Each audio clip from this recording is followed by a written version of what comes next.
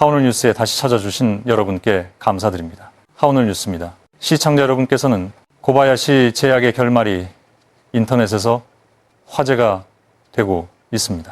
2024년에 크게 보도된 고바야시 제약의 베니코지 보충제 문제는 연일 기업의 체질, 창업 가문의 책임, 지배구조 부실이라는 말이 전통 언론에서 반복적으로 사용되었습니다. 그리고 2025년 12월 하나의 결과가 드러납니다. 홍콩계 투자펀드 오아시스 매니지먼트가 고바야시 제약의 최대 주주가 되었다는 발표입니다. 의결권 기준으로 13.74%, 창업 가문 출신 이사들의 보유 비율을 넘어섰습니다. 여기서 시간의 흐름을 차분히 정리해 보겠습니다. 건강 피해가 확인되었습니다. 언론이 연일 강한 표현으로 기업을 비판했습니다. 주가가 크게 하락했습니다. 오아시스가 보유 비율을 끌어올리고 주주대표 소송을 제기했으며 정기 주주총회에 대한 영향력을 확보했습니다. 이것은 사실입니다. 그렇다면 이렇게 물어보십시오. 이 흐름에서 가장 큰 이익을 본 사람은 누구입니까? 오아시스 매니지먼트는 창업 가문 지배를 문제로 삼고 경영진에 대해 강경한 태도를 계속 취해왔습니다. 보유 목적은 중요한 제한 행위, 즉 경영 참여를 전제로 한 투자입니다. 한편 일본의 전통 언론은 어땠습니까?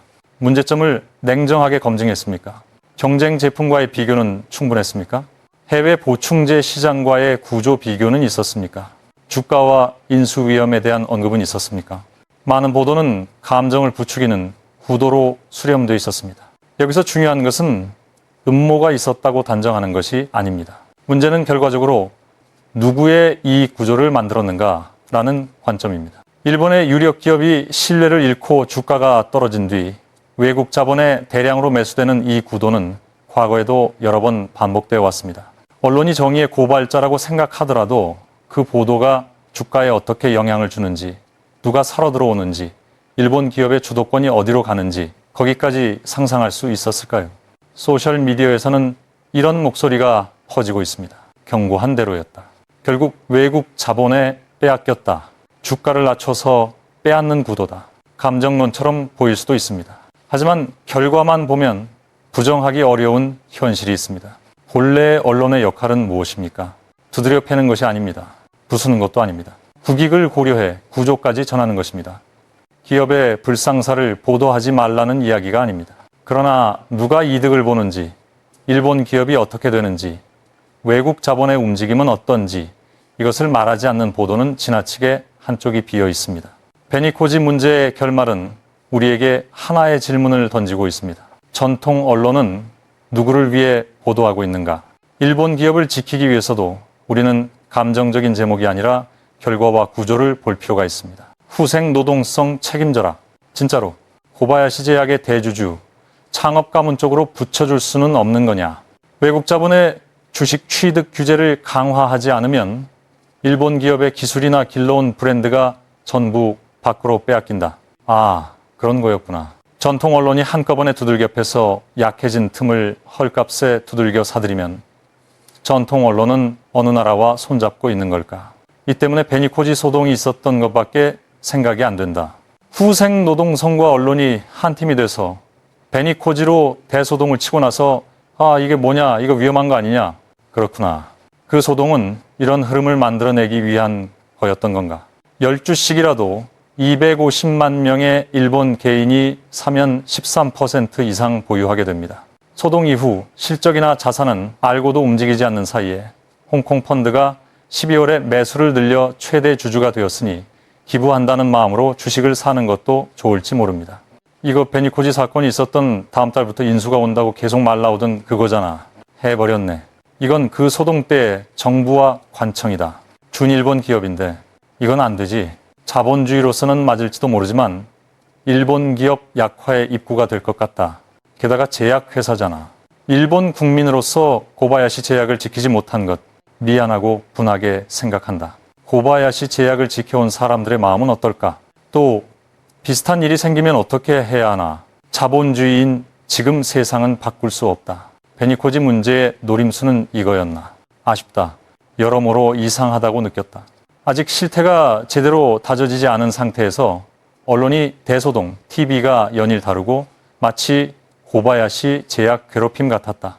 후생 노동성의 대응 속도나 신문사들까지 어쨌든 위화감 투성이 베니코 직원과의 관련성이 드러나기 시작했다. 고바야시 제약은 1919년 창업의 노포다. 기업 인수에 대해 대항 조치를 취하지 않으면 일본 산업이 공동화돼 버린다. 이건 토지 매입도 마찬가지다. 특히 중화권은 지금까지 여러 사정도 있어 점유율을 늘려온 만큼 어떻게든 일본의 국산 기업이 버텨주길 바란다. 중국발 인수는 규제해야 한다. 홍콩도 중국의 일부다. 일본은 중국 시장에서 자유롭게 거래할 수도 없다. 기업 인수는커녕 중국의 부동산조차 살 수 없는 폐쇄적인 나라에 대해 일본 기업을 쉽게 인수할 수 없게 하는 것이야말로 진정한 전략적 관계라고 말할 수 있다. 베니코지 보충 제거는 고바야시 제약을 빼앗기 위한 거라고 전부터 말이 나왔는데 이 뉴스로 진실미가 더해졌다. 결국 베니코지 건도 외국 자본의 빼앗기가 목적이었겠지. 베니코지 건은 더 조사해야 한다고 생각한다.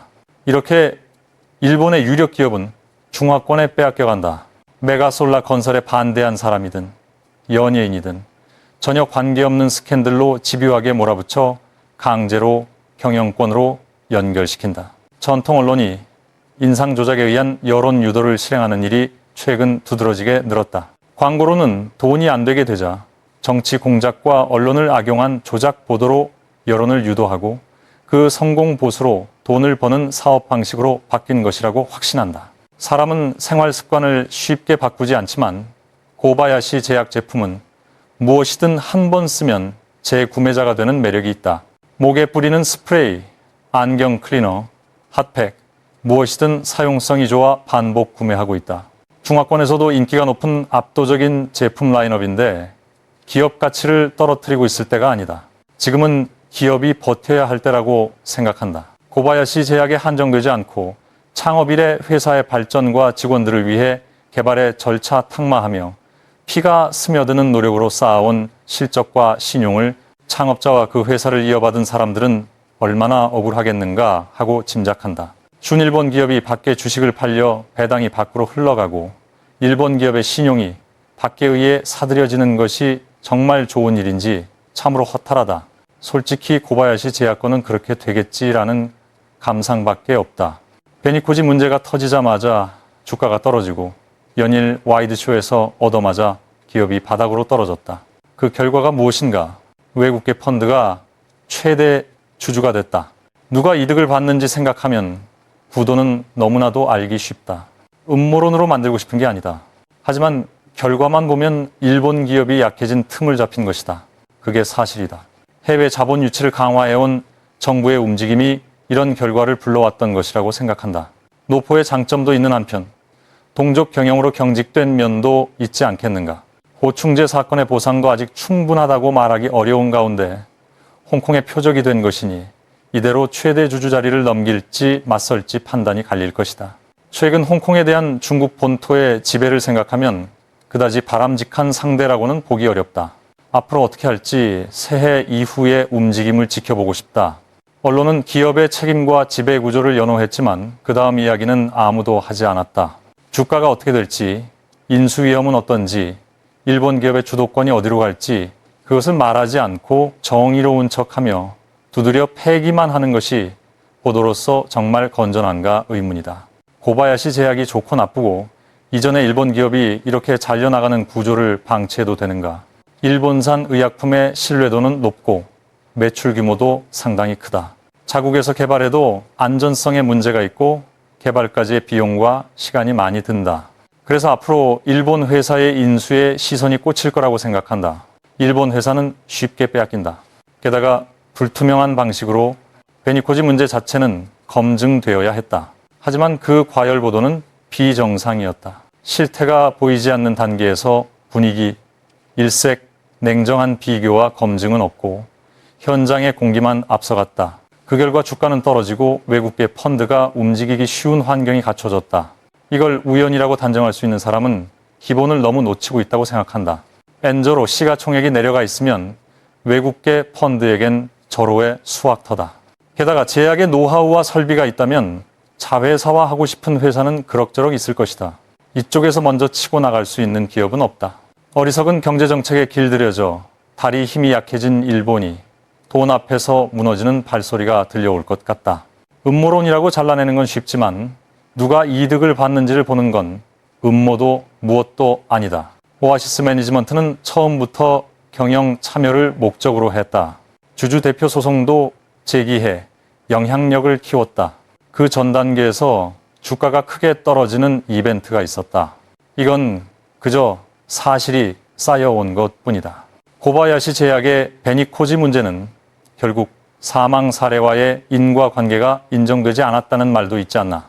소송도 원고가 취하했다는 얘기도 있고, 그럼 인수를 위해 악평을 퍼뜨려 주가를 떨어뜨리고 두들겨 내린 게 아닌가.